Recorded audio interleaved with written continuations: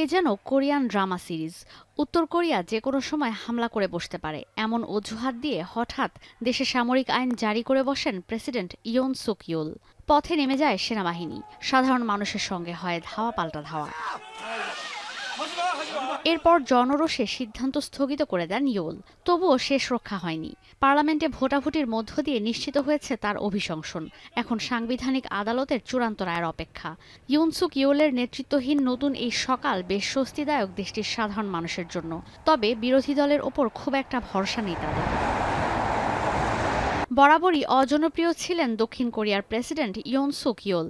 ৫ বছর মেয়াদের বাকি ছিল আরও ২.৫ বছর। এর আগেই চরমভাবে অপমানিত হয়ে প্রেসিডেন্টের দায়িত্ব ছাড়তে হয়েছে তাকে। সাংবিধানিক আদালতের রায়ে যদি চূড়ান্তভাবে প্রেসিডেন্টের পদ ছাড়তে হয় ইউলকে, এরপর কি হবে দক্ষিণ কোরিয়ার ভবিষ্যৎ?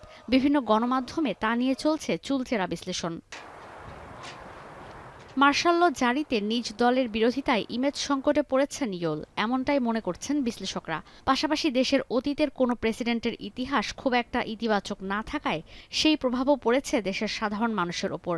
এক্ষেত্রে আবারও নির্বাচন হলে পিপলস পাওয়ার পার্টি থেকে কোনো প্রেসিডেন্ট নির্বাচিত হওয়ার সম্ভাবনা নেই।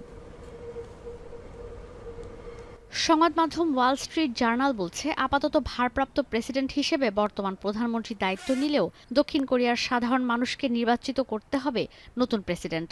আর এই দৌড়ে সবচেয়ে এগিয়ে প্রধান বিরোধী দল লিবারেল ডেমোক্রেটিক পার্টির নেতা লি জে মিয়াং। তবে ইয়োলকে সরাতে দেশের মানুষ যেভাবে এক হয়েছেন, নতুন নেতৃত্ব নির্বাচনে সেই একতা থাকবে কিনা সেই শঙ্কাও থেকেই যাচ্ছে।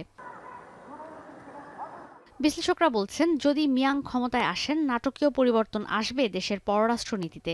বিরোধী দল সবসময় উত্তর কোরিয়ার সঙ্গে কূটনৈতিক সম্পর্ক বজায় রাখতে আগ্রহী। লিবারেল ডেমোক্রেটিক পার্টি ক্ষমতায় এলে নেতিবাচক প্রভাব পড়বে জাপান, যুক্তরাষ্ট্র, দক্ষিণ কোরিয়ার ত্রিমুখী সম্পর্কে।